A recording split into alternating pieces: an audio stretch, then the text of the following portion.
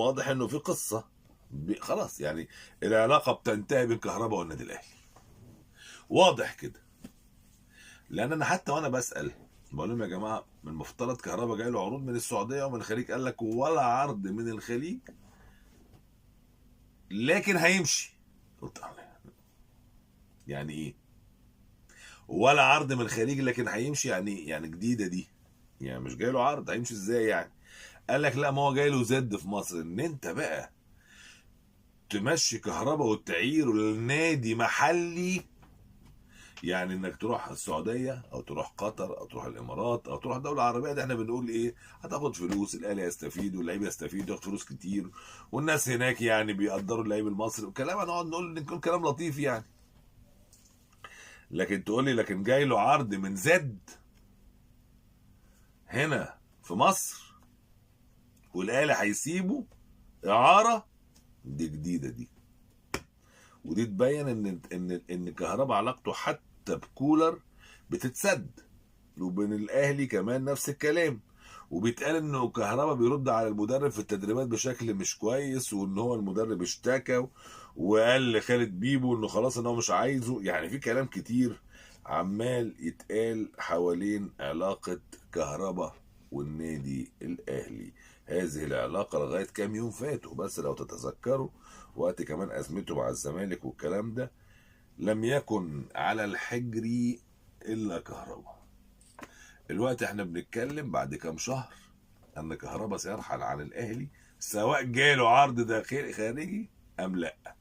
حتى لو داخلي برضه هيرحل عن النادي الاهلي. نادي الزمالك قرر عودة المهاجم حسام أشرف المعار لنادي البلدية وهداف الدوري بعد وسام أبو علي، أو تاني هداف الدوري. حسام أشرف 14 جول زيه زي فيستون مايلي مهاجم بيراميدز. طبعا وسام شرخ 18 جول خلاص يعني محدش هيجيبه. لكن حسام اشرف الكلام بيتقال في نادي الزمالك انه مش هيفرطوا فيه، مش هيدخل في صفقات متبادله، كل الكلام ده انتهى. ومن ضمن المطالب الاساسيه لجوميز عوده حسام اشرف، ولاعيب هيتم الاعتماد عليه بشكل كبير خلال الفتره الجايه. حسام مقدم موسم كويس جدا الحقيقه مع نادي البلديه، فما بالك لو في الزمالك هيبقى شكله عامل ازاي.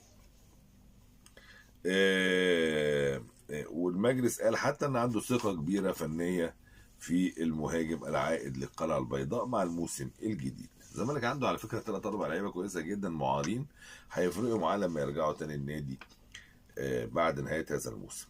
اتحاد الكوره طلع مصدر كده، عارف الناس اللي هي بتطلع فجاه كده تمد لك رقبتها كده وسط ما تكون واقف مثلا شله ولا حاجه، فتلاقي واحد مش فاهم حاجه واما اديت لك رقبته كده وحشر نفسه في الكلام. عارفين النوعيه دي من البشر في برضه في اتحاد الكوره ناس كده. قال لك صرح مصدر في اتحاد الكوره نحاول اقناع الاهلي باستكمال كاس مصر، وقدمنا مقترحات لنحصل على موافقته. والنبي اهلي لا مش لاعب، عشان خاطرنا يا اهلي لا مش لاعب، مش احنا وقفنا جنبك واجلنا لك في الحاجات، ده كان وفق اللائحه، وانتوا مالكم انتوا دي الرابطه، ايه اللي حشرك انت؟ خدت بالك من دي يعني؟ طيب مش احنا ساعات يا اهلي بتبقى انت مزنوق في حاجات ونمشيها لك؟ لا، ده انتوا خبيتوا الجواب بتاع دوري ابطال افريقيا بتاع الفاينل. طب ما تيجي يا اهلي نعمل معاك ديل، طب ما تيجي نعمل لك الدوري في النص التاني من اكتوبر او في اخر اكتوبر او اول نوفمبر. ازاي يعني؟ يعني ما تيجي تلعب الكاس وبعدين المنتخب يلعب الماتشين وبعدين نعمل لك الدوري اول نوفمبر. وانتوا مش عايزين تعملوا دوري استثنائي وتضيع وقت؟ وبعدين اول نوفمبر ازاي؟ ده المنتخب عنده معسكر لغايه اول 10 ايام في 9، وبعد كده الاهلي عنده ماتشات افريقيا رايح جاي، وبعدين عنده الزمالك 27/9 ماتش كاس السوبر الافريقي، وبعدين المنتخب عنده توقف دولي في شهر 10 عنده ماتشين بتوع كاس افريقيا التصفيات. اعمل امتى الراحه وامتى فتره الاعداد؟ يلا ياض من وشي يا اه والله والله العظيم بقول لك، في اتحاد الكوره بيحاولوا يقنعوا الاهلي، طب حط انت ميعاد الدوري. يعني شوف انت، يعني الكاس لو خلص اول 9، حط انت ميعاد الدوري عايز يبدا امتى، يعني تحط فتره اعدادك ازاي واللعيبه تاخد راحه ازاي. يعني حط ال 20 يوم اللي انت عايزهم فاضيين واحشرهم، وبعدها يبدا الدوري. طبعا كلام هزار يعني، كلام هزار. قاعدين كده في امان الله، صحفي اسمه سباستيان دينيس، صحفي في موقع فوت ميركاتو الفرنسي، قال لك انه ليفن كورزاوا اللاعب الفرنسي بيتمرن دلوقتي مع موناكو باك ليفت، هو زي معلول كده، وهو يعني لعب في انديه كبيره في فرنسا، لعب على فكره في موناكو، لعب في باريس سان جيرمان يعني، ولعب في فولهام الانجليزي، وكان في باريس لغايه الموسم اللي فات يعني. وهو دلوقتي لاعب حر، وانه منفتح انه يلعب في نادي يحقق له طموحاته، يحقق له احلامه، وما ياخدش فلوس كتير قوي. بص تحس ان انت بتتجرجر لفكره مودست كده تاني. هو عنده 32 سنه، داخل في ال 33، لعب 13 ماتش ودي دولي اسف. وان في انديه بتفاوضه، تورينو الايطالي، وايوب سبور التركي، واحد الانديه القطريه، والاهلي المصري. انا شفت الاهلي المصري كأن واحد جه خبطني في دماغي. مودست تاني، تاني، انت تاني يا رجل، تحرمش، ما بتحرمش يا اهلي. يعني هي الفكره اللي الاهلي عايز يجيب باك ليفت المرحله، يعني يجيب حد لمده سنه. كانت نفس فكره مودست، حد لمده سنه.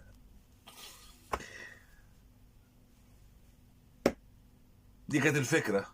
عشان كده ايه، لما كولر غضب اتلغت، بقى الكلام كله على الشماخ. انا صدق ان في كلام حصل على الواد ده، انا عن نفسي اصدق، والراجل الصحفي كتب.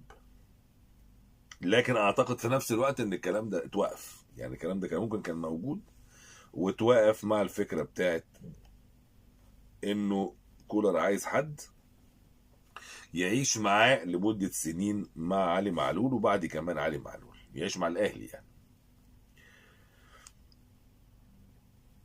بعد القرار بتاع السيد رئيس الجمهوريه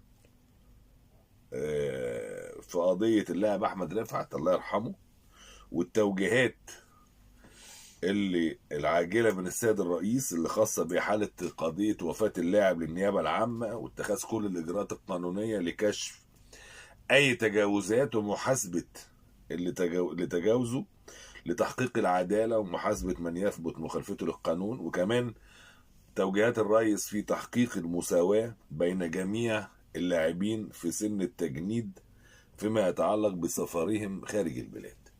قرار خده السيد رئيس الجمهوريه اول امبارح، والحقيقه اغلق ملف الاجتهاد بتاع احمد رفعت الله يرحمه، واصبح النيابه الان الملف بين ايديها، وما ستقوله وتعلنه وتقرره هو الصدق خلاص.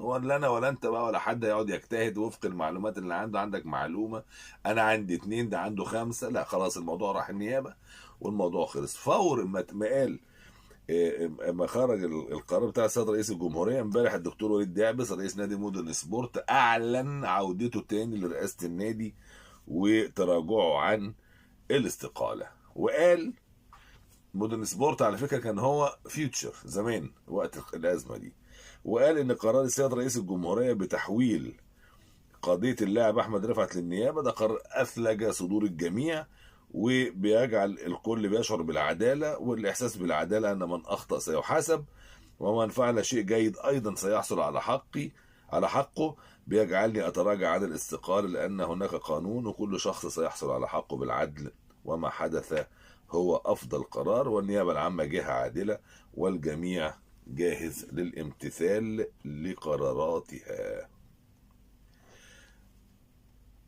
ادي القرار اللي اعلنه الدكتور وليد دهمس.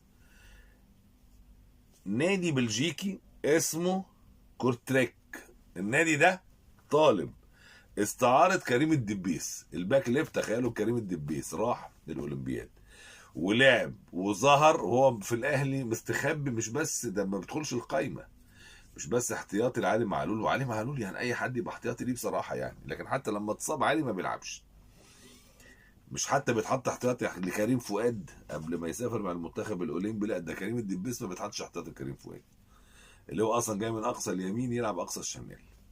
ده بيخرج من ال 18 في كل الماتشات. راح لعب كام ماتش في الدورة الأولمبية مع ميكالي، جاي له عرض استعارة من بلجيكا لمدة سنة بنية الشراء للنادي الأهلي، وطالبينه جدا. يعني أول اتنين جالهم عقود هو ومحمد شحاتة. فالحقيقة ده يعني يخليك تقول الله، طب هو ليه كولر ما بيلعبوش؟ طب هو ليه الأهلي ما بيستفدش منه حتى لما يبقى الباك ليفت الأساسي مصاب؟ يعني يحل لك أزمة؟ لأ، انما جاي له عقد اعاره، اعتقد ان الاهلي هيوافق عليه.